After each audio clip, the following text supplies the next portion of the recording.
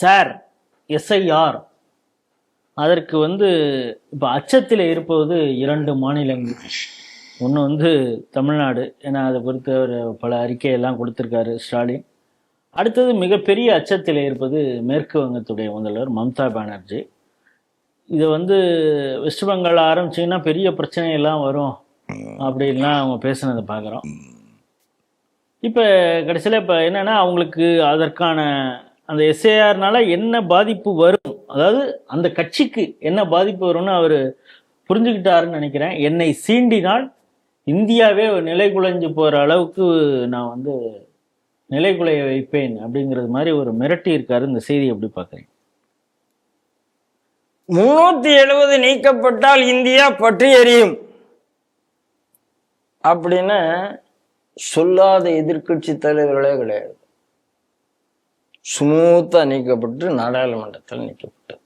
அயோத்தியில் அந்த கட்டடம் இடிக்கப்பட்டால் இடிக்கப்பட்டது. அயோத்தியில் ராமர் கோயில் வந்துவிட்டால் இந்தியாவே பற்றி எரியும், இந்த நாடு என்ன ஆகும் தெரியுமா? மமதா என் மீது கையை வைத்தால் நாடே பற்றி எரியும் அப்படி சொல்லிட்டாங்கன்னா என்ன அர்த்தம்னா மமதா மேல கையை வச்சுட்டாங்கன்னு அர்த்தம். சிம்பிள், முடிஞ்சு வச்சு. வெஸ்ட் பெங்கால்ல கீழே உளுந்து கொண்டிருக்கிறார் மமதா. எஸ்ஐஆர் வேலை செய்ய ஆரம்பிச்சுட்டு இதுவரைக்கும் தன்னுடைய அஸ்திவாரம் எதுவும். அதனாலதான் அவங்க என்ன சொல்லிட்டாங்க, இந்த டிசம்பர் 6 தீர்ப்பு எல்லாம், அதாவது பாபர் மஸ்ஜித் ஆக்ஷன் கமிட்டியே உச்ச நீதிமன்றம் சொன்னால் நாங்கள் கேட்டுக்கொள்கிறோம்னு சொல்லி உச்ச நீதிமன்றம் தீர்ப்பதுக்கு அப்புறம் பேசாம போயிட்டாங்க. முஸ்லிம் பர்சனல் லா போர்டு உச்ச நீதிமன்றம் சொன்னா நாங்க கேட்டுக்கிறோம் சொன்னாங்க, முடிஞ்சிட்டு போயிட்டாங்க. ஒரு இஷ்யூ செட்டில். அதுக்கு முன்னால இதே டிசம்பர் 6 தமிழ்நாட்டுல எப்படியெல்லாம் அவங்க ஒவ்வொரு இடத்துலயும் பண்ணிட்டு இருந்தாங்க தெரியும். ஆஃப்டர் ஜட்ஜ்மெண்ட் தமிழ்நாட்டிலே அந்த பிரச்சனை இல்லை. இன்னைக்கு இந்த மமதா அந்த டிசம்பர் 6 எடுத்துக்கொண்டு ஒரு பாபர் மசூதி கட்ட போறேன், நான் ஒரு பாபர் மசூதி கட்ட போறேன் சொல்றாங்க. நான் சொல்றேன், மசூதி எங்க கட்டணும்? சித்தடத்துல தானே கட்டணும். சரி, அப்போ நீங்க யாரு கட்டப்போ? ஏற்கனவே நாம் சொன்னோம், அந்த பாபர் அயோத்தியில இருந்ததே நம்ம மசூதி இல்லை என்பதை சொல்லி இருக்கிறோம். அதுக்கு நிறைய தரவுகள் கொடுத்துருக்கோம். கேஸ் முடிஞ்சு போச்சு. அப்ப இவங்க கட்டினா அதுக்கு பேர் சமாதியா?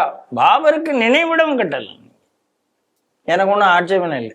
மமதா பானர்ஜி பாபருக்கு எத்தனை ஜிஹாத் வெளிநாட்டிலேருந்து வந்த மன்னர்கள் இந்தியாவில் ஆட்சி செய்தார்களோ, முஸ்லிம் மன்னர்களோ அத்தனை பேருக்கு ஒரு நினைவிடம் கட்டலாம். சமாதி கட்ட முடியாதுங்க. சமாதினா செத்து போன இடத்துல கட்டினாதான் சமாதி. அதை விட்டுட்டு நான் ஏன்னா பாபர் மஸ்ஜிதே கூட அது சமாதி கிடையாது. என்ன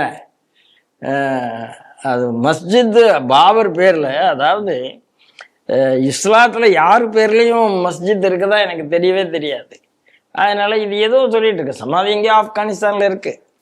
அதனால பாபர் மஸ்ஜிதை நான் கட்ட போறேன். கட்டுங்க, யாரு வேண்டானா கட்டிக்குங்க.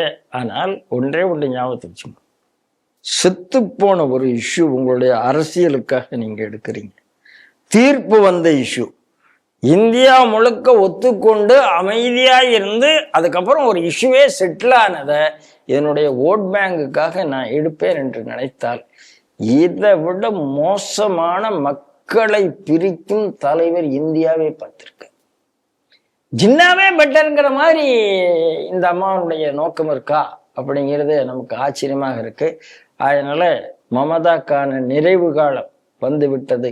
இனிமே அவர் அரசியல் இருக்க போவது இல்லை என்றுதான் நம்மளுடைய இந்த ஸ்டேட்மெண்ட்டை எனக்கு புரிய வைக்கிறது.